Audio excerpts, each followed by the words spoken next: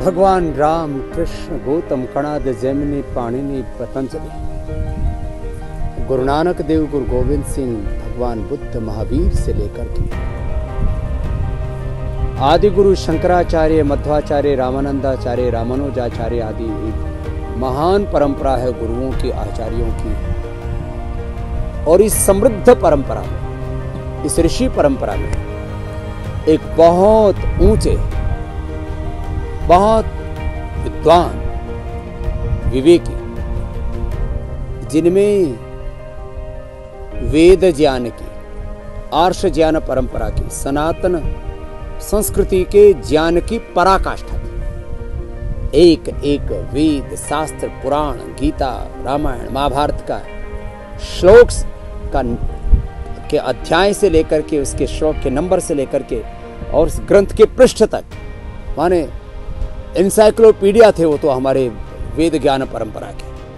ऐसे परम श्रद्धेय, प्रातः वंदनीय जगत गुरु श्री कृपाल जी महाराज। और खाली ज्ञान की पराकाष्ठा नहीं, भक्ति की पराकाष्ठा, भक्ति युग का अवतरण।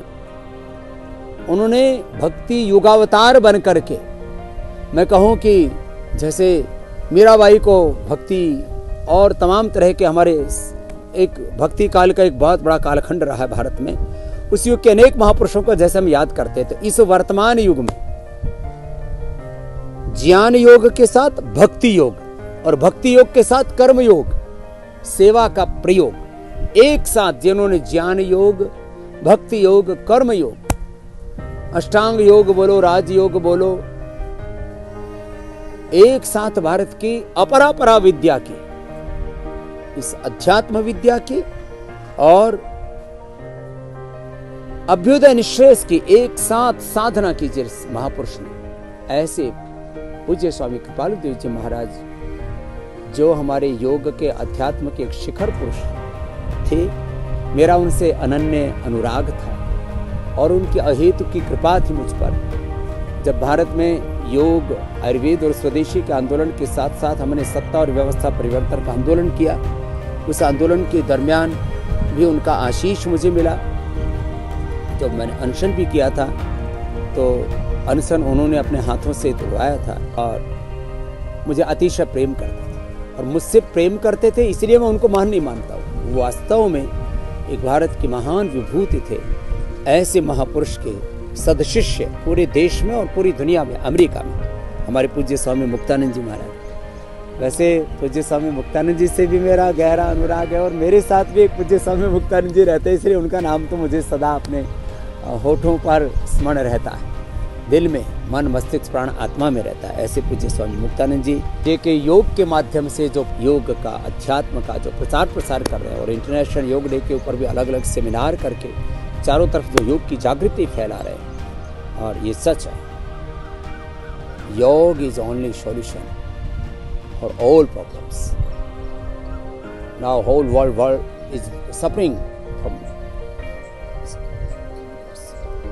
critical diseases, lifestyle diseases, various diseases we are facing now in all over world, and yoga is the only way